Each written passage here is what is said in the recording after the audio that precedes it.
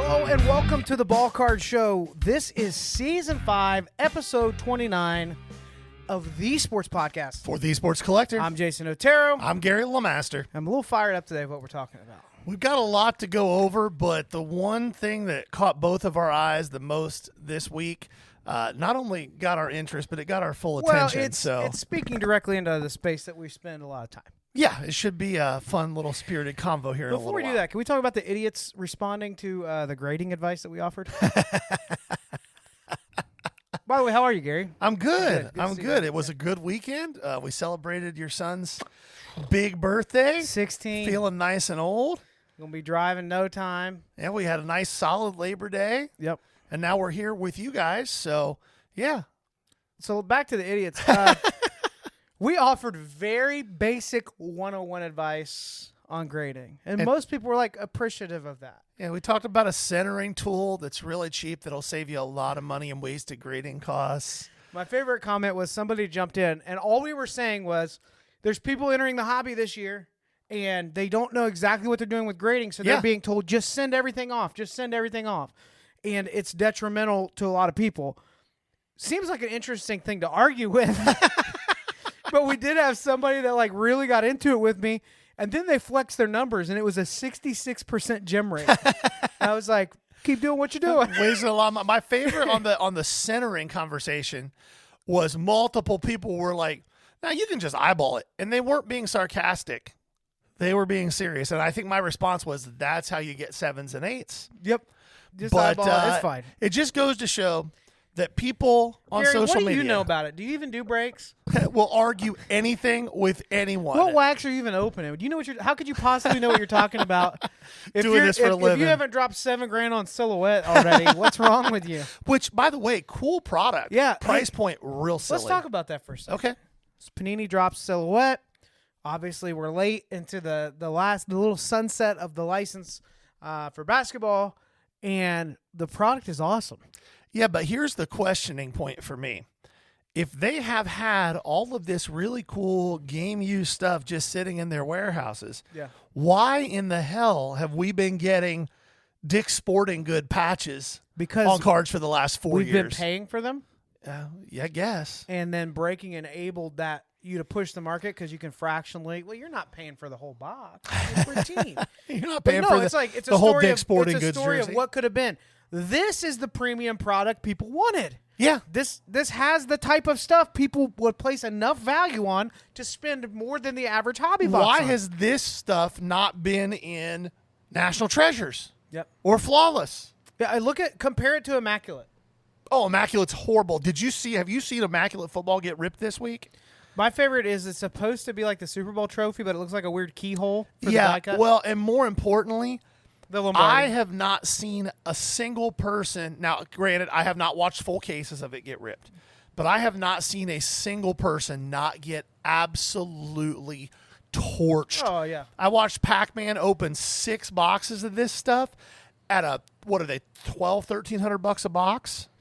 Well, it was a product that the MSRP was like crazy reasonable, and they knew it, right? Yeah. Like the secondary purchase would be.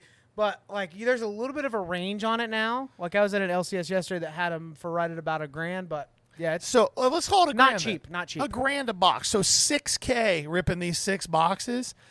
The best card that was pulled out of 6 boxes might have been a $200 card. Yeah. Might have been. Like, that's bad. You're talking about Immaculate still. Yeah, I am. Okay, sorry. Yeah, I thought you were on the Silhouette. I was like, no. I'm talking about the Immaculate Yeah, product. that makes A sense. Silhouette's like a $1,200 product right now. But you get 8 cards, 1 auto, 7 game used. Yeah. Like, that's not bad. The vintage buyers hear, like, the first half of this episode, and they're like, not my problem. Hey, speaking of not vintage. my problem. I'm decked out with vintage today. You are. I actually want to shout somebody out. We don't do this a ton, but this Got Mantle shirt, bonkers cards. Yep. Gordy. Now, here's what I would like to say. There are so many people that are not like lifelong collectors that have just got into the hobby, love vintage.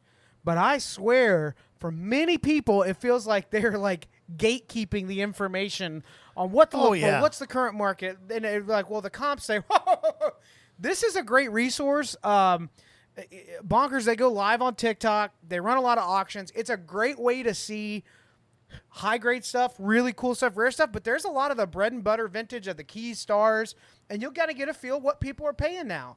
Also, just a wealth of information there. So, oh yeah, I've never been asked for. I don't know if he's ever watched a single episode of what we do. Doesn't matter. He gives good content. If you're in the vintage market or want to learn more about it, go give Bonkers Cards a follow. TikTok, big following, and then yes, I assure you, we're not the first ones to find them, and a lot of people are going to know about it because the content's just really, really good and honest. And I don't ever feel like somebody's trying to pump something up. It's just, hey, isn't this neat? On top of that, Dad dropped this off for me. That's a pretty cool one. Santurce. He was very proud that he got that for you. Yeah, absolutely. Real fun baseball league team out of San Juan, Puerto Rico, where Puerto Rican Winter League. Yeah, really cool. All right, let's get rolling. Some big cards sold. I feel like this is like a highlight every week when we kick off the news. When you're in a boom cycle, it's always fun to watch what the high-end market's doing. Yeah, last week we talked about a $13 million sale. Yep. The exquisite dual logo man. Is the card worth that? What does the big whale money coming into this market mean? Should we all panic, freak out, or none of the above? And then Caitlin's one of one. By the way, likely not playing the rest of this year. Correct. Goes off for over $500K. I want to get was like $514 plus buyer's premium. This was the Rookie of the Year inscription, right? Yes. Was this card already sold once and it got graded? No, I think that this card is this a is the different first sale. one. There's multiple. Oh, there's it's like one of the 6 other more. manufactured ones. ones. Yeah. Okay. Yeah, gotcha. $500K. That happened. Then, showing a little love to the market. This was the more interesting one to me. Yeah, go ahead. No, so PMGs, if you're not aware, if you're new and you only do ultra modern, PMGs were introduced by Skybox Fleer back in the mid-90s, and there were 2 or 3 levels to them depending on the set. You had non-numbered ones, you had greens, you had reds. I believe the reds were numbered to 50, the greens were numbered to 15. The 1997 Metal Universe green PMG Barry Sanders in a PSA 8, which I'm wanting to say is the highest, if not the highest. There might be one higher out there as far as grading goes. These things were full foil. They're tough grades. Sold on Fanatics Collect about 4 or 5 days ago for $372,000 plus a 20% buyer's premium. So the buyer is in that card for about $440,000. That PMG market has been heating up for a while. It hasn't been cold. No, the but the side of it that's really been crazy is the basketball side. Like you find a common who was the big center for the Bulls? Will Purdue. Like a Will Purdue red PMG beat to heck is going to give you a 3K raw, 4K raw. Just so the basketball side has been dumb for a while. But we're seeing it start to take shape in the football market. And Barry is super collectible, but I think you will see more of these start to hit the market and new records be set. That's the highest sale of a running back card ever. Yeah. So, yeah, $440K. I'm glad it was him. Yeah, but to the point here, you see these sales. You see the sale last week. You heard us talk about the Clemente PSA 9 rookie sale. The high-end market is going crazy right now, but it also goes to that dichotomy we talked about a couple weeks ago. For years and years, value boxes were a staple at card shows. Right. And you still see some. Yeah. But I'd say it's half of what it was even a year or two ago. There's just not a ton out there. I used to have 2 or 3 value boxes on my table at all times. I'm down to a single 2-row, and it might be going away soon because I only sell 2 or 3 cards out of it every single week, and it's better to just throw those on eBay. Yeah. So I do think that part of what we're experiencing, we've all talked about it, everybody's been saying, is there's a boom. We got all of these celebrities getting involved, massive cards, and what we're seeing is the top end of the high-end market is popping off. And it's becoming nuts. A thing where there's status involved because it's becoming more cross-culturally cool, like across just this hobby into other spaces. It's culturally relevant to collect these super high-end pieces. And when you have some big investors coming in and trying to like corner a piece of this market, it does affect everything. But I do want to point out this seems to be very different in a few ways from what we saw during the COVID boom. Yes. And the first thing that I noticed as somebody that does a high volume low end store is, sure, there's maybe a little bit of an uptick with the volume of sales of low end over the last couple months. Maybe summer's a tough time to gauge that off of eBay because it is a little slower. Not always, but most of the time. Almost always shows too. But you are not selling your $5 cards for $10 and $15 on a snap like you were during COVID. That's what happened. Everybody was doing it, and there were a lot of people scared to buy 3-figure cards. Yeah. And so that low-end market was swelling, multiplying, and there's a ton of people that built their business because they had 5 or 6 monster boxes full of that stuff that ended up selling for $10, $15, $20 where they were in it for 50 cents over the years. And that was enough to get the money rolling. 2019 Mosaic basketball, I'll never forget the base MVP cards. Oh, yeah. You would get $7-8 for the base Steph Curry's. This was in Facebook. They lied sales. to us about that one, though. Remember? Oh, yeah. They said they were short printed. This is a short printed product. Yeah. You're not going to see this. But, I mean, you would put up Facebook claim sales, and that stuff would just, as fast as you posted it, gone. Yeah. What was the Zion Hoops winners? Raw were like $20. Oh, yeah. Yeah. It was nuts. So I don't see that happening as much. And I'm somebody that's selling a lot of the low end market online. I'm not doing it at shows. I know there's people that still crush on value boxes. My hunch is it's still a bit of a grind. And the boom has mostly impacted the higher end of the mid range. And on up from there.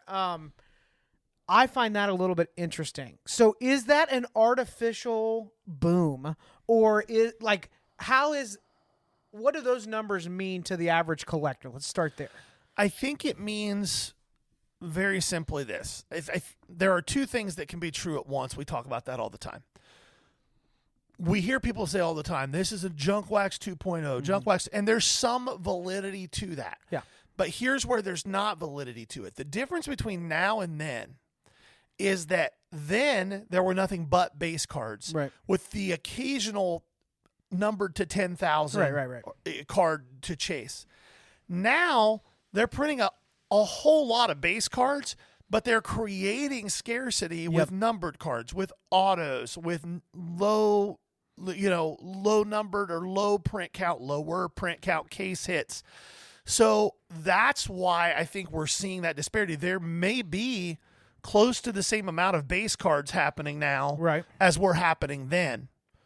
But there's other stuff to chase, not just stars. Back in the junk wax era, Greg Jeffries, 1988, Donruss was a $10 card. That's a lot of money in the 1989. It's a $50 card now. Yeah. And there were millions of them because there weren't parallels to chase. Now we've got this other stuff. We've got higher end products. So the money is gravitating towards the things that people perceive will hold value long term. They don't perceive that these base cards are going to hold value long term. Can we put on our tinfoil hats real quick? Sure. It's one of my favorite things to do. It is. Beep, beep. Hold on, put yours on. I don't like it. Beep, beep, beep. What if I told you the best thing that could possibly happen for card manufacturers is for the ultra massive hits out of products to become the highlight of collecting for the foreseeable future? Because, yes, you're getting cooked on this $500 box. And guess what? Next month, it's probably going to happen again. But eventually, maybe. Eventually, maybe and you hit the lottery. That's what we're starting to see. It's a lottery ticket, Fractional, the breaking is going to... I feel like it's so easy to be like in a podcast and just say, I hate breaking. But I feel like it's creating a price point of entry where it is more affordable to chase after that. I just think that it is no coincidence that we're seeing that pop off at the same time that value on product release seems to be diminishing. Yeah, I don't disagree. But again, it's just that dichotomy that there is a perceived value in the bigger stuff in the new product, and there's no value given to the base stuff. Let me ask you a question, though. If that exquisite patch, which is not the best example, and the PMG isn't really either, the Caitlin probably would be. But if that exquisite patch ran again next week, do you think there's any chance it touches $10 million? Probably. I disagree. You don't I don't think it gets anywhere close. Because there were multiple people bidding on that to get it up to 13 I believe million. that was a marketing purchase. So you think they were shilling it themselves? I didn't say that. So if there were multiple people bidding in order to get it to 13 million, that means there were at least probably 2 or 3 She's people. saying I didn't say that. I understand that you didn't. Oh, so you didn't say that. I didn't say that. I got All you. right, but it's interesting to try to make sense of it. In the past, the last boom, we would say, all right, well, there seems to be like a good opportunity here. In this situation, the only thing that I think it would impact us in any way is if a really big card walks up, we maybe would take a little more. Let's say it's a big card that walks up and it's got 3 comps in the last 5 years.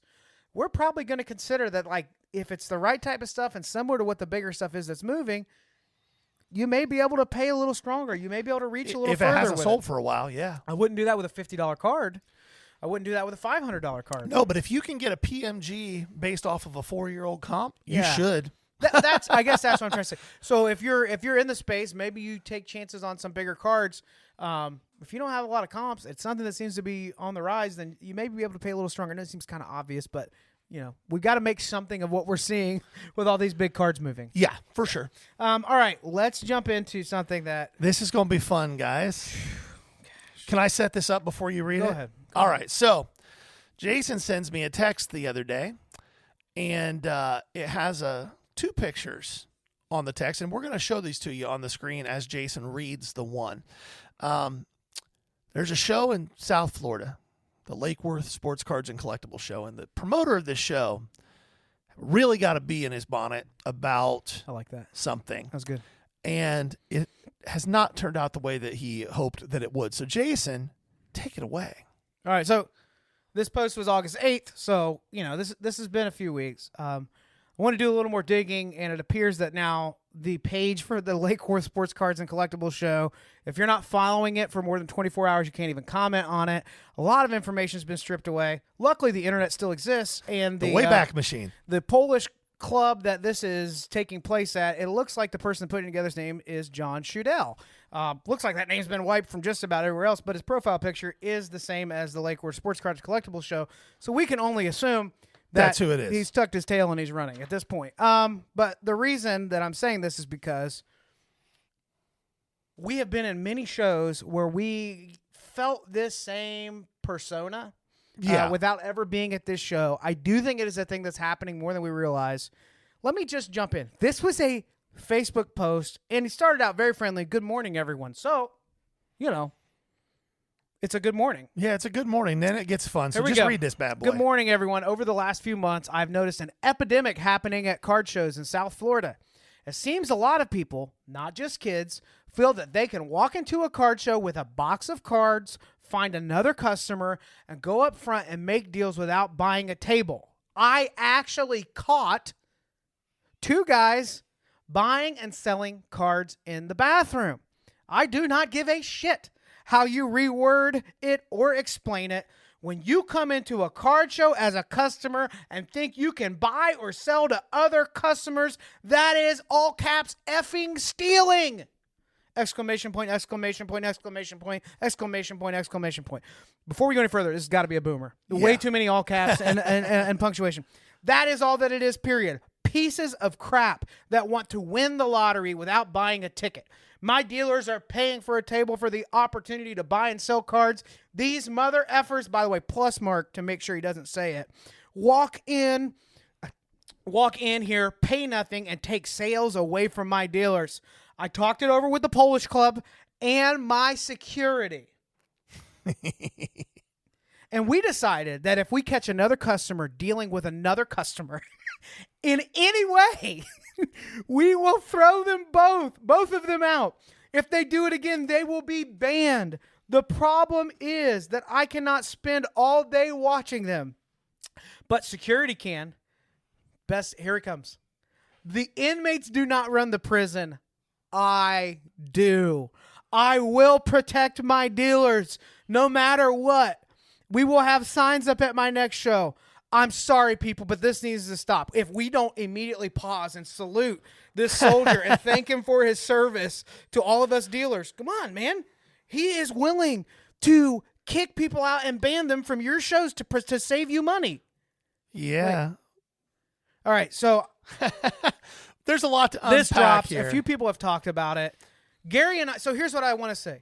There are things where we are not going to be the most experienced experts in. One of them, high-end cards. I'm talking Correct. like 5 figures and up. We don't mess with a lot of that. Yeah. We'd have to buy it so right, and we're risk averse. So we can give advice what we think's happening, but that's not our space. You know what we do know? Shows. Local small shows like this small one. Yeah, and let's point that Just out for as point well. of clarification. Now, again, I wasn't able to get a hold of the person that can't be named, but apparently seems to be maybe a guy named John. And we did see a picture of the inside of one of the shows. Yeah. Would you guess what? 60 tables? Maybe 80, 60 to 80. Less under than 100. Yeah. Which, I'll be honest, That's a security solid at show. that size. That's a good Is it investment. just a dude named Jim with concealed and carry? Probably. Yeah. But do him and John have walkie-talkies? I would almost guarantee it.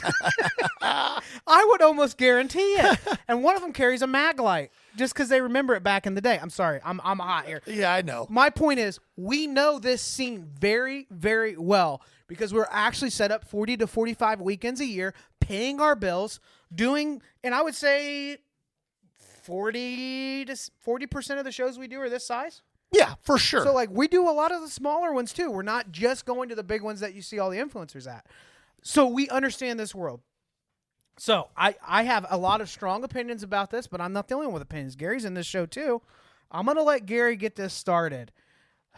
What's your initial take on this? Also, by the way, the sandwich board basically let people know they'll be thrown out of that as well. So yeah. My initial take was that I understand the frustration, but this is probably an overreaction.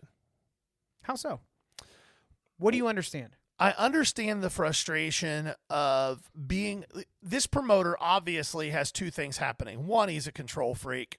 That's evidenced by what's happening in this whole thing, especially the inmates do not run the prison, I do comment. The second thing that's happening is it's also somebody who appears, at least on the surface, to actually care about his customers, which are the dealers, right? A promoter has two jobs: get people to the show and provide a safe space for his dealers that are paying him to transact business. So I think on some level there is some care for the dealers in this situation. However, this is not the appropriate response to that. Yeah, I'm going to take a guess here. And I'm assuming, and we know what happens when we assume, posts get taken down. This one's not even up anymore. This has been taken down since, and we're hiding everything, and we don't want to take the heat after we I bet it got real ugly. literally called them customers and then called them thieves and then welcomed them back. Yeah. Anyway, customer service 101, this is the nightmare. I do agree that his client is the dealer, but it is not his only client. It is the customer. And if you do not have money walking into shows anymore, hold on. If you don't have any money walking into the shows anymore, you're going to have dealers even more upset than 100%. they are over some people doing some deals throughout the day. I would rather be in a room where money is moving around and we occasionally have to ask somebody, don't do this right at my table, than to be at a show with crickets and purist collectors with $50 in their pocket. Oh, for sure. That are only buying for their PC. Yeah. And I have a hunch that a couple of his buddies that are regulars there, and I could be wrong. Look, the guy's connected. I've seen some other names of people I respect in the industry, know him, so maybe I'm wrong. Unless he didn't write this, then he's just off base here.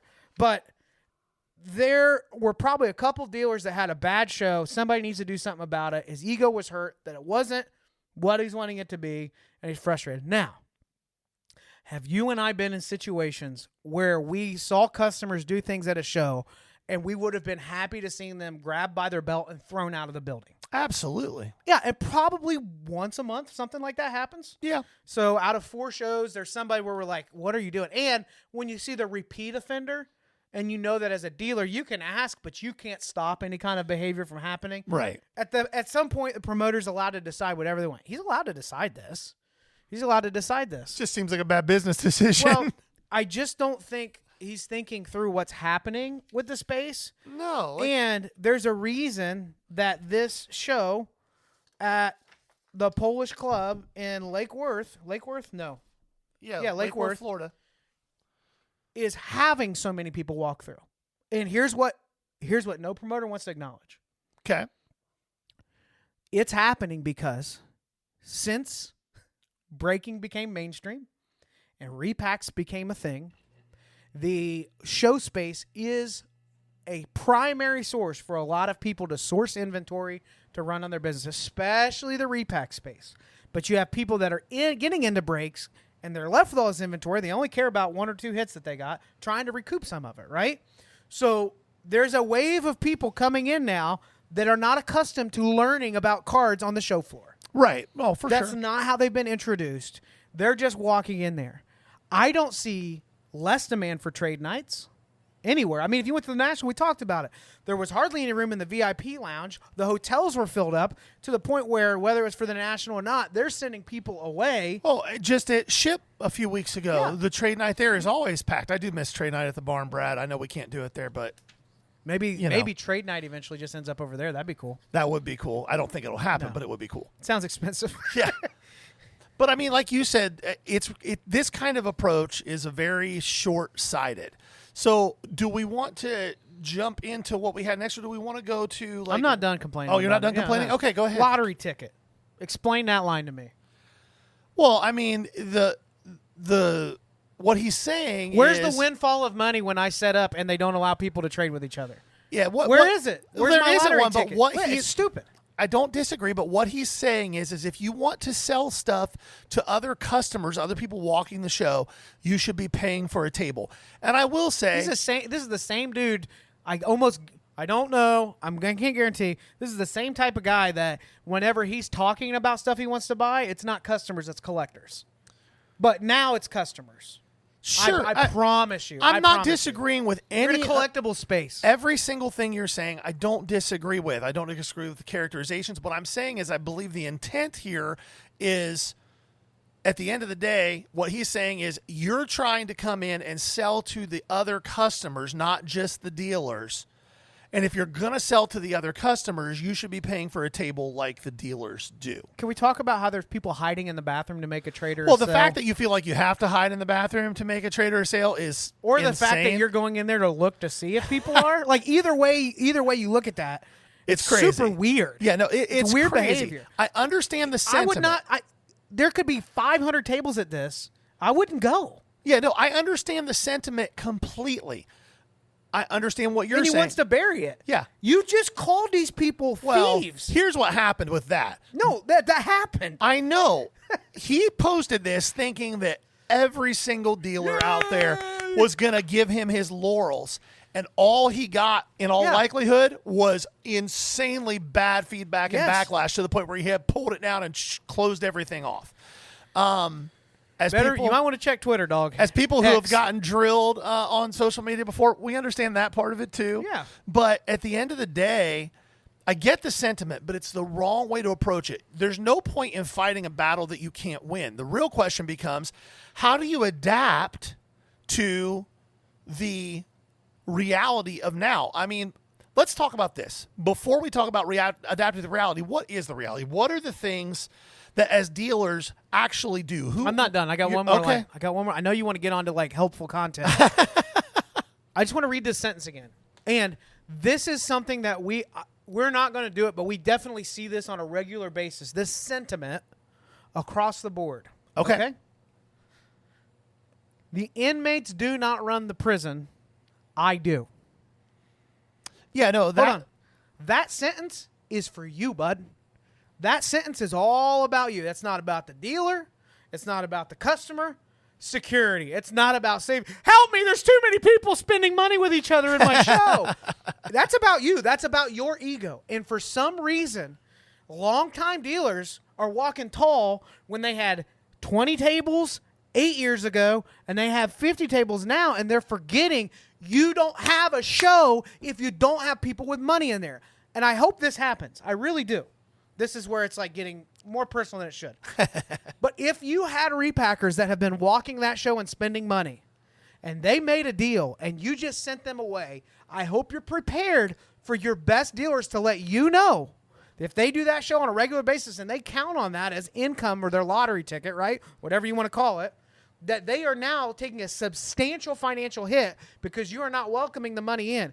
They may have made a deal with Jimmy on his downtown at 95%, and a dealer got worked up about it. But guess what? They also dropped $40,000 in the show on $50 to $200 cards at all the other tables. And if you push them away too, just be ready for even unhappier dealers. Right. Well, and actually majority, one of the things you said earlier about this that's probably very true. I would be shocked, absolutely shocked, if it was more than 2 or 3 dealers that were making a fuss about it. Yeah. I would be shocked. And like you said, I can picture those dealers. Yeah. I don't know them, but I know their archetype. Yeah. Well, and here's the thing. People come up to you to sell cars to you, and you offer them 70%, and they want 95%, and you get mad. That's not their fault. And if they hear that, and somebody later offers them 95%, cool, sell your car. Do the math with me. Here, what's the next? Okay, so think through this with me. It is possible that 15-year-old Jimmy got dropped off by his parents in the morning to go walk the show, and he had a $400 downtown, and you offered him $290, and he said, no, I think I can do better than that. And you got butthurt about it. Jimmy walked around and got $380 for the card. Yep. I say, good for Jimmy. Right. But you know what nobody's thinking about? You know what this dude's not thinking about? All caps, stupid effing stealing exclamation point people. What's Jimmy doing with that $380? Yeah. Probably buying some cards. Yeah. In the card show. The cash flow in the building is all that matters. Yeah. So it is short-sighted. Okay. But let's do this, because what we want to talk about is what are the things that drive us nuts as dealers at shows that actually can be, what are the cultural things within this hobby right now that do drive us crazy that actually maybe can be improved upon if you're a promoter? Like, these are the things that you should focus on finding unique and creative ways to address within the show. Yeah. And then we're going to give you some of our ideas to do that. Maybe one day we'll implement them in a show of our own. Right. We'll see. So, Jason, what are some of the things as far as the type of folks walking a show? Let's get at least a baseline of here's the things as dealers that we would agree are really frustrating and things that happen that make it feel like we're losing money. Because there are times where that happens. Yes. You paid for a show. First off, if you're just now waiting in, it's a lot harder to get tables. Oh, yeah, there's Fortunately wait for me, with our business, Gary had already been hitting the local scene regionally for years, a couple years heavily before. So I was able to be like, hey, add tables. Yeah. I'm coming on. I'm doing the show scene with you and all that. That made it a lot easier for us. But there's a lot of people that are on wait lists. Yeah. And in these smaller shows, if you're not a buddy of theirs or they don't know anything about you or you don't have the kind of stuff that they like, you might be waiting a really long time to get there. So there's a wait list, there's a process, you're spending money. If you're actually pricing your cards like people that work, you're spending a lot of time preparing for the show, you're getting up early, you're driving, hotel costs, gas, all that stuff, just to be set up for the show, right? Yep. So when people come up and they fuss with us saying they should be able to demand more than anyone in the room is willing to pay because you're the 10th table they stopped off and they're mad, my favorite thing to do is to point out the promoter and be like, would you like me to introduce you? They sell tables, and if you want to ask 100% and you're frustrated, you can't. That's the way to do it. Yeah. But none of them want – you see it in their eyes, well, I don't want to work that hard for it. Yeah, exactly. You know, that's annoying to us. You're allowed to do it. I'm never going to stop you, but – I'm not going to have a scarcity mindset over how much money am I getting or not because of that. So that's annoying. You can go ahead and hit one up too. You talked about a couple of them. Yeah, one of the things that does drive me nuts, if you're a customer walking a show, if you're a promoter and you see this happening, this is something you probably should try to figure out how to fix. When somebody comes up to our tables and they say, hey, are you buying? And we say, yeah, we'll absolutely look. We'll make you an offer. You may not like it, but we'll look. And I'm trying to buy something, and one of the other customers walks up and sees the stuff I'm looking at and goes, hey, if he doesn't buy that, I will. Or if he doesn't, can I look at that when you're done? Chill out. Yeah. Chill out. That'll immediately throw me into a space of, oh, I'm going to buy all of it. You're not going to get any shot at it. And when you try to buy my stuff, it's 100%. Period. Right. Go away from my table. That drives me absolutely nuts. The other one goes with that is somebody walks up to our table and sees a card and they're like, hey, I really like that. Can I take a look at it? And they look at it and somebody else walks up to the table, looks over their shoulder and goes, and this happens a lot. Oh, hey, if you don't buy that one, I have one. Mm-hmm. No. And I think that's what that guy was trying to deal with, but he didn't do it well. It could have been happening a lot. There could have been. Now, here's the other thing, too, that you've noticed. I talk about how the repacker money has made things, has moved a lot of money around on singles. And I do think we probably sell more bricks because repacks exist. Yeah. Because if the value is there and it's a unique player, it may not be the most liquid, but those get purchased too and put in repacks as well. But there's we talked about this a couple months ago, like the different tiers within the repack. And what you do have now is you can't have a bajillion repack companies and all of them succeed. There is going to be competition. Some of them are going to just have the wrong business model and run out of money, this and that. The other way that they squeeze the margin is sending people out to go source for them, but just not offering them very much. So who do they attract? A bunch of 16 to 22-year-olds with ambition that know how to hustle, that can flip. And if they're good on them. They're probably making a good little killing on it. And they're probably okay making $10 on a card if they do that 100 times over the course of a show. But if you have a small show, and maybe this is what happened, 15 teenage kids, for lack of a better word, come rolling in with their Zion cases and a couple grand, and they're only making money if they're buying dirt cheap and they're lowballing everybody and then buying up from the customers. I've seen that happen where I'm like, dang, that's frustrating. Yeah. But I also know that in the grand scheme of things, if you're setting up more than once a month somewhere, eventually that money comes to your table too if you're reasonably priced and you have the right stuff. For sure. I mean, in addition to those things, people that are walking a show, one of my other big pet peeves is basic etiquette at a show. Don't use my showcases as a table to transact business with anybody but me. Yeah. And that happens a lot too. Kids just walk up, not just kids, adults too, and just flop their case. Don't ask, hey, can I sit this here? Just drop it on top of your showcase. You had one of your showcases get broken that way. Yeah, glass. And then they just start transacting business with the person standing beside them. And we have to, hey guys, do you mind moving that off to the side? I want to make sure everybody can see the cards. Like a lot of these, here's what I'm saying. Like 90% of this is solved by saying, hey guys, hey, can we have a conversation real quick? Or if you have 5 of them, hey, I tell you what, guys, next month. I mean, if we would just change our mindset a little, if it's really about the hobby, right? And the best thing for the purists, then, hey guys, next week I'm going to give you guys 2 tables if you want them. I'm going to give them for half off because we're saying that, hypothetically they're teenage kids, whatever. I really like the ambition that you have. I think it's really cool. I like that you guys are hustling that. These guys work really hard for it. So I'd really like for you to get a table. Would you consider doing that? Then if you see them repeatedly not doing it, then it's like, hey, you can't do that here. Yeah. But to go full blast on anybody spending money, like I guarantee you there were people at this show that were doing what they've done at every other. Maybe they made one trade or somebody said, oh, did you say Ed Oliver? That's my PC. That's the great stuff that can happen at a show. Absolutely. You know, and it's almost like somebody wants to have the leverage of an LCS, but they don't want to spend the money. Well, the reality is that watch us find out this guy has a huge LCS and 20 other shows. But this is the problem. It doesn't matter. Listen, people like our stuff, at least we assume you do, because we don't care. We say what we think. Yep. I don't care if the guy has 10,000 shows. This was bad. Yeah. It's the wrong attitude to have if you want to grow and to foster the future of the hobby, which I think that's part of it. What does the future of shows look like? Trade nights are not slowing down at all. The collecting base is simultaneously getting larger but younger. That's not changing. Right? That's not changing.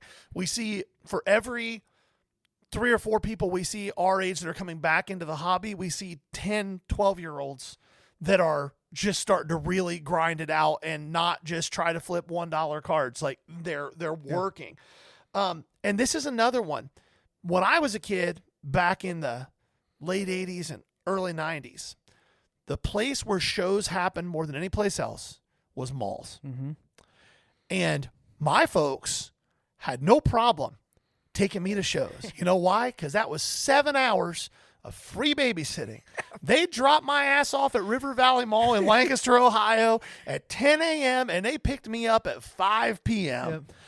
And I just wandered the mall, looking buying, at cards, buying and selling cards, ripping packs, hitting taking the stuff I hit. Yeah. And I think that's happening at bigger shows now. People are dropping kids off. We'll see dads and sons together or dads and daughters together, but we'll also see just roving packs of under 16-year-old kids, hustling and working, which is awesome. Yeah. So the quick question for those you listening is like, is it better for the hobby that they're being dropped off, or would it be better if they weren't and they had guidance and they only would get tables in it? We know the answer to this. Yes, we want them in the hobby. So how do we adapt shows? I guess the first question, if you're a promoter of a show, that I would be shocked if, again, back to what you said, we do a lot of smaller local shows. Right. Do you think that half of the promoters that do those shows have asked this one simple question? What's the purpose of my show? Do you think that question has entered their mind? I think I think until the COVID boom, not so much. I do think there's been more thought gone in because there's more competition and it's forcing it, but not like on the front end. Yeah, I'm talking about like the smaller shows. Yeah, I mean, I can think of one where I've seen like, it's okay to give some flowers here. Sure. But like Rob down at Game Time, he's taken this show in a new area in Chillicothe.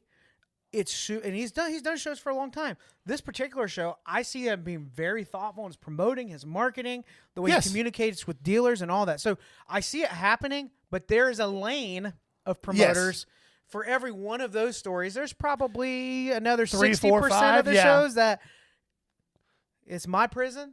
Yeah. Right? The purpose of the show. The inmates aren't going to run it. The purpose of the show seems to be, how can I get paid as a promoter? And they get pissy with the dealers. That's where I don't. Yeah. When that happens and they start giving the dealers attitude, like, I'm not going to drop names. There's a couple that we go to where I've told you in the last couple months, like, I would rather do less shows and go to way bigger ones the last 3 days and pay way more money not to deal with this. Yeah, right. You know. Well, so one of the things that when we look you're like, easy now, bud. When I'll let y'all figure out which ones. When we look at this statement that John made about the Lake Worth Sports Card and Collectibles show, is it really about your dealers? Is this statement really about protecting your dealers?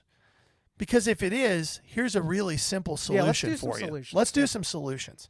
So first things first, if you believe that these people walking the show are taking money out of your dealers' pockets, there's a very simple solution to this. And it's so simple that if you're a promoter and you're watching this, you're either going to go, that's brilliant, or you're going to hate me for saying it. Because you don't really mean it. Charge $5 admission to your show, and then when the day is over and all that admission money is taken in, split it evenly among all your dealers. Oh my gosh. If it's really about protecting your dealers, and you have 1,000 people come to your show and it's 80 tables, you took in $5,000. That's about $40 a dealer that just kind of gets passed in to each one of them. And it's $50 a dealer, $50 a dealer. Then nobody will come to the show. Guess That's not true. Be promoting that show when they know that they're getting a portion of the rake. The point is, the dealers will promote the crap out of your show. Yeah. Is it about the dealers or is it about you? Yeah, that's exactly. the real question. That's the real question. So if that's the case, there's a very simple solution to that problem. Okay, so another solution within that is, so you have this foot traffic of people that are trying to transact. Now, again, we have literally had this situation happen that this guy's talking about, and it is frustrating. You're doing a deal on my showcase, and people are like rubbernecking trying to see what cards I have. And it's like prime time, all the people are hitting the showcase, and I know that this show is big enough where once they go past, I'm probably not getting a second pass, right? So it is a thing. It is frustrating. But you better be planning for this next generation of collectors that do business like that. We don't talk about him a lot. Have you seen, and I'm going to give him props on this, the way he promotes it, the way he markets it, the way he runs these trade nights that Card Collector 2 does? Oh, yeah. It's freaking awesome. Yeah. That he has said, hey, there's a new wave of collectors. I'm going to be a resource to them. I'm just going to create a space for them to be able to trade, to hang out, to talk about the hobby, to build friendships. Buy and sell. He's not scared of losing revenue at his shop. He's giving away. I'm sure there's partnerships and all that. We're not going to get into all the weeds on that. But I do think it's important when it's due. Like, this is an example of somebody with Ryan down at that shop that is seeing this, is realizing that there's a need, capitalizing on the opportunity. Now, at the end of the day, does it hurt his bottom line that now 5,000 kids that popped into a trade night are going to have that as their favorite LCS? No. But good for him for growing his market by giving something, an experience away. So exactly. If you really care, then maybe it's the equivalent. Like, we have VFW Legion shows a lot. Looks like the Polish Club is a similar size space. Is it time to consider a space where you have a separate trade area. Well, or and if you don't do admission to that. If you guys want to do a trade and you don't want to set up tables, hey, we have a little spot here. It's $10 a piece. Go nuts. Just go trading in there all day long. And, well, I would say don't do it all day long. Or separate. I would say if Whenever your show runs from 10 to 3, which is pretty standard show hours, maybe that trade area opens up from 1 to 3, and it's $10 to get in there and set your stuff up. First come, first serve, and anybody can come in and go and buy. I just believe that this happens when markets boom all the time. Oh, people get Greedy. scarcity mindset of I need to There's hold on to not mine. enough to go around. And I understand now. What we may find out is in this particular show, it's a major problem. Like, and if other dealers have set up there, like I know we have some mutual friends from that spot. If you guys have set up there and it's a way bigger issue than we realize, I have a hunch it's a lot like all the other shows out there. Yeah. Just with the language that was being used, the way he was talking, how condescending he was, judgmental, seeming to have a superior complex, but also wildly insecure at the same time. Just a few observations there. But there are things that can be done. Mark off space. Prepare for it. Because if you don't have people walking into your show, your dealers are going to be even more frustrated than if people are walking in and spending some of their money elsewhere. So let's build a skeleton of what an ideal show looks like. A 100-table show. Okay. What's the ideal skeleton? A room that's big enough. And by big enough, you're going to do this with me, and you know how I'm wired, so I'm going to be like trying to build a strategic plan around all this. But with a room that's big enough, it's probably bigger than big enough for 100 tables. Yes, you That's want to the have first enough thing. space in between the rows that people can walk in between and that your dealers aren't on top of each other back to back. So that's number one. Number two, I would say a dedicated trade area. It's just and it depends point. on how you want to structure that, but something that gives people an opportunity, especially if you have a problem with this kind of stuff happening at your shows. Another area that you and I have talked Throw about. out a creative idea on that. Yes, put a pin in it. fire away. Just came up. There's ways to do it creatively too. Let's say you don't want to charge for it. You don't want to do it dedicated. Hey, I put 4 folding tables up against this wall. There are no chairs allowed, but if you guys want to stand here and make some deals, this is the spot for that. Yeah.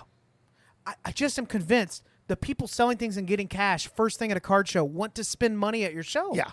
Yeah. They just don't want to give away for 60 or 70%. I'm okay with that. Another one that I think is a must-have at that size and larger shows and that we don't see very often, I would say a dedicated creator space. And if you're smart about it, it'll have a backdrop with your show's logo all over it. It'll be a spot for creators to go and say, hey, we're at this and this show. You know, we're going to walk and do some deals. And it'll advertise your show on those people's channels. You will avoid some of the clogging that happens when people are trying to do that kind of content in the middle of your aisles. Yeah, you could put a couple of high top tables in a spot. Hey, let's go do this deal over here. I want to catch it on camera. Yeah. If it happens, it happens. If it doesn't, it doesn't. By the way, if you want to know what should actually happen with the Breakers Pavilion, that's your answer. The National needs to, the breaking in the Breakers Pavilion is not it. People just want to really meet and see the person that they hang out with. Yeah. So create a content section, give Backyard and whoever else is doing it their little spot, right? And it's more of just shooting content, meeting people, and then you probably get 70% of that space back, and I get less of a headache. Yeah. And then last but not least for me You're on supposed this, to laugh at that. You're a little dialed in right now. I am dialed in. Okay, 'cause go ahead. Well, the problem is if I don't keep my train of thought while you're going, I'll lose it. I'm a human pattern interrupt. The other thing that I believe wholeheartedly, and if we ever do a show, which we've talked about, this will be a big part of it, is find ways to encourage more kids to be involved. One of the things that B Sports does at their ship shows, and I don't know if they've introduced it at Grove City, I can't imagine that they won't eventually, is they do a kids scavenger hunt. And when kids get there, they go check in, they get a list of things that they need to find, and when they come back with that whole list completed, usually it's certain dealers they have to have sign on it, and they come back and they get a prize. Yep. And those prizes are donated. And let's call a spade here, guys. If you're a promoter of a show, 2 things I know to be factual. 1, it's really hard work if you do it right. Way more work than people think it is. It's a lot more work than people think it is if you do it right. Also, you're making pretty decent money doing it if you're doing it right. Give a little back to the next generation there and it will grow your show. You could reach out to dealers and say, if any of you have some, I'm going to do mystery grab bags. You can throw comments, some inserts, retail slabs, packs whatever. that you can get for 50 cents, like whatever. It wouldn't even have to be that expensive. Yeah, things to grow the next generation and encourage more of those parents to come with their kids and do that kind of stuff. Do a drawing for a free table that day. Yeah, Like, hey, have one table where it's like, hey, somebody that's here that's I would target, like, if a kid wants to set up for a day, we do that. Hey, take a ticket. If you're there in the first hour, we pull a ticket, and you get a table for the rest of the day if you brought your showcase, whatever, right? Yeah. There's ways to do it. But the point is adapt what you're doing to the new reality. Don't try to force your reality onto it. It's a good football analogy. The best head coaches are the ones who adapt to their players' skills. They don't try to force their players into their system. Yeah. One final thing. Anything else to add there? And then we'll move on. Okay. I hope you get exactly what you're asking for. Yep, the day you deserve. Well, I mean, if he gets all those things, he probably won't have people trying to do that. Yep, that's true. All right. The other thing. What? Promoters. Small show. This is important. Okay, fire away. It is not a bad idea to contact some people that you know are regular dealers, even if you think they do a lot of shows. If you know that they buy, and they buy a lot throughout the day, that's a huge plus for a smaller show, is to know that somebody that brings cash and advertises it, that has a little buying station, and that happens for us sometimes, and there's sometimes we're the smallest fish in the room, right? Yeah. But it is something to consider when you're building your tables out. Is somebody there that actually is willing to buy? Because if you have a bunch of tables where nobody's buying and people are expecting that, or the buyers are only offering 50%, yeah, that's probably part of the reason you have people that are trying to get deals elsewhere in the show. All right? Yep. Up next, quick little pop or drop. Oh, okay. Yeah? Let's do it. All right. So we've got... Do we want to refresh the rules for Pop or Drop so people know? Go ahead. It's not like a rule, but go for it. If you don't know how Pop and Drop works, this has nothing to do with what we think of the player or their future performance. It is literally, if you have their cards right now, should you sell them, which is drop, or should you hold them or be buying them? That's Pop. All right. I don't have opinions on the middle two. Very so simple. I'll be open to yours. Okay. And then based off what you say, I'll either agree or disagree. So let's go first one. Travion Henderson. Travion Henderson, New England. I think he's Pop. I really do. I think there's not been a ton of hype around him. I think it's been a little bit quiet compared to... Now, again, we're Buckeye fans, so we might have a little bit of clout. Or maybe we've just seen a little bit more. I think he's in the right system. I think he's going to get a bajillion touches this year. And I think he's a player where you find out real quick if he's got the stuff. And I think he has the stuff, so he's a Pop for me. Do you think he ends up having a better rookie year than Genty?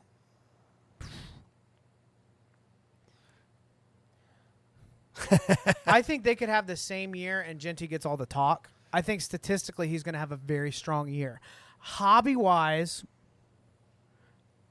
is that team exciting enough in that division to do it? Hit Travion. Oh, you talking about Genty or Travion? Travion. Travion's market right now, you can get pro uni non-numbered autos for between $100 and $150. Mm-hmm.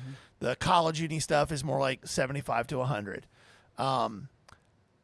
I personally think he's probably a drop, not because I disagree with your assessment of what he's going to do this year, but because I think from here on in the attention's going to go to Genty, because I think the Raiders, this is a hot take, but that Raiders offense is going to be way better than people think it's going to be, mostly because indoor Geno is a top 5 quarterback in the NFL.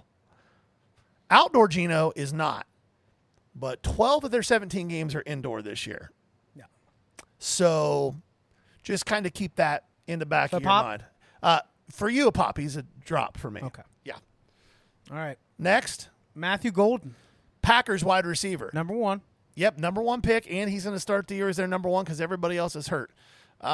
He's a Pop for me. His market is not high right now, and if you look at the last 3 or 4 seasons, every year there's at least one receiver that's a rookie. How expensive is he right now? Non-numbered, non-SP autos, $100 to $125. Okay. The numbered stuff, $150 to $200, and he's on an offense that throws the ball a lot, that has a really good quarterback, and they are fully expecting to make a run towards the Super Bowl and playoff relevance this year with that Micah Parsons trade. Mm-hmm. I would say so because of the situation he's in. He's probably a pop, but he's the guy that you probably, if you're buying him, get on it. Because if he pops off in the first couple weeks, it's going to jump and it's going to settle whenever the rest of that. Yeah, but every year there's a receiver that goes off. Yeah, he'll pop. But if you have 3 more receivers that pop back in week 6 or 8, the distribution is going to spread out a little bit just because of the tactical advantage you would have in coaching that. Sure, but I see him being this year's Brian Thomas Jr. Oh, okay. I think that's what happens. Last year preseason, Brian Thomas Jr. also mid to late first round pick, and nobody cared. All the money was going to Marvin Harrison Jr. Yep. And then Brian Thomas Jr. went off, and his market tripled. Okay. So, pop for me. All right, Abdul Carter. Also a pop. We haven't seen a defensive player with this kind of upside at that position enter the league since Micah Parsons. And you remember what Micah Parsons' market did his rookie year? It went insane. Abdul Carter, very, very similar type of player. He's a little more expensive? No, he's cheap as all get out right now. All right, what's he doing? Cheap. Very few autos out there, but less than $100. Okay. $50-$60. And would not shock me to see a 12-plus sack year. Wow. Rookie year in New York. Yep. He's got a good pass rusher across from him, so teams can't just slide everything his way and only chip him. He's going to get opportunities. He's good against the run, too, so he's not coming off the field, or he's not going to be a third down guy. He's going to be a 3-down guy. Yeah. He can be working. I don't really have a strong opinion. If he's that cheap, sure, pop, why not? All right. Old school PMGs. So not the new stuff. The Barry pops off. What did you say it was over 5? Over 3. 372 like plus buyer's premium, yeah. So again, like we've already mentioned, like the basketball end of this has been insane for a while. Most people collecting for even a year or more have seen what these cards look like and know that they can be very valuable. With what I see happening at that side of the market, I feel like there'll be more and more people trying to, like, once a piece of the market raises and there's financial gain for it raising and people have the money to do that, I could see that being pushed a little further up. Yeah. So I think it's a pop, but we're not saying it as if that market hasn't already been great for these cards. It's a pop for me, too. Yeah. And the biggest reason we're not saying that it's cheap now. No, it's not cheap. However, this is why I think it's a pop beyond the fact that money's shifting there. They're super rare. And they don't sell very often. So if you're, and I'm talking mostly about the 96, 97, 98 PMGs. There was new PMGs released in 2013 in the Fleer Retro set, and those are strong too. I've got a Jerry Rice green to 50, the highest graded copy of it out there.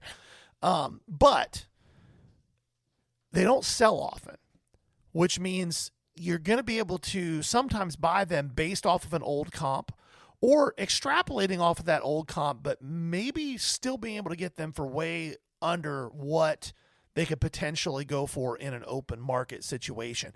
If the last sale was 2022 at $3K, right, the card's probably worth 8 to 10 now with what that market has done. However, the seller may say, well, I think it's up more than what it was 5 years ago. And your question should be, well, how much more? And they may go, well, it's probably 5K now. If you think it's a 10K card and they want 5K for it, you're playing a riskier game. It's a riskier game, but with money shifting there, it's not horrifyingly risky. One thing that I would say that we don't normally say when we talk about buying and selling and flipping when the deal's right. When you start getting into the bigger stuff, and probably what's that threshold that you've noticed? Like over 5? Yeah. Is that where it kind of changed? Over 5K? It's not a bad idea to have a buyer in mind. Yeah, or know where you're going to. Do you have the platform and the metrics right? Like if you're on eBay, do you have the right store to move that in? Or is it the right kind of card to take to a big auction house? Yeah, maybe. Maybe. But just think through that on the bigger end. We never want to. What we're not trying to do is tell you this is your investment. That's not what Pop or Drop is. No. Where it is, right now, what we're seeing. So. Yep. Okay, one more thing before we wrap up today. I always do a low-end liquid segment. I have a high-volume, low-end eBay store with 48,000 listings in it right now, and I go live on TikTok when I'm shipping, answer a ton of questions. Anybody wanting to sell that. Low-end liquid is a segment where I just go over a set, something that I've noticed has been selling a little more lately, so that you can be a little sharper when you're digging through the boxes or buying a collection of the low-end stuff to sell on eBay. This one surprised me a little bit because it has not done this in years, but this year it is starting to happen a little bit more. And I think it's just a subset that some people that buy lower end cards are starting to collect a little bit more. So this is out of 2019, out of Gallery. Gallery ended when? 2 years ago? Yes. 2 years ago. But this is the Master and Apprentice set. They a lot of times have some unique feature from the city behind them, and it's a way of linking an old great to a new star. This particular one's Stan Musial and Paul Goldschmidt. Obviously, this one's still in inventory. Right. But there were several that have been selling. So you have, like, there's Fernando Tatis and Manny Machado. The checklist is kind of cool because you just have a lot of great names, and if you PC a team, it's a cheap card that looks a little different. But these are selling kind of quick for me, so if you find them and you're building out a stack, they move pretty quick for me in the last couple months. So take that for what you will. I also, as I'm telling you this, I'm like, really, that card? But I just went looking through my sales, and there's been a lot of them with this stuff lately. Yep. So definitely check that out. Master and Apprentice is the name of that subset. You can find that in Topps Gallery. Perfect. Before we go today, we always ask this now. We used to feel bad about asking it. Now we don't feel bad about asking anymore. If you are watching this and you have not hit that subscribe button on YouTube, hit that for us. Hit that like button. It helps us out a ton in the algorithm, and it's absolutely free for you. Same thing on TikTok. If you're catching a clip on TikTok, give us a follow there. We really appreciate it. Every Thursday night at 6 p.m. Eastern time, we go live on Whatnot. We run cool cards. Yep. We don't run monster cards. We just run cool, fun cards, and our goal is for it to feel like about 4 hours of this just hanging out with you guys. Come hang out with us on Thursday nights. Give us a follow there at The Ball Card Show, all one word, on Whatnot. Anything else you have to toss into the pie this week, Jason? No, just like, if you're one of the prisoners, if you're a prisoner at this show, just know that you're an inmate and you're not in charge, and security is involved. That's it. That's all I got. This has been The Ball Card Show, the sports podcast. For the Sports Collective. Bye now. Peace.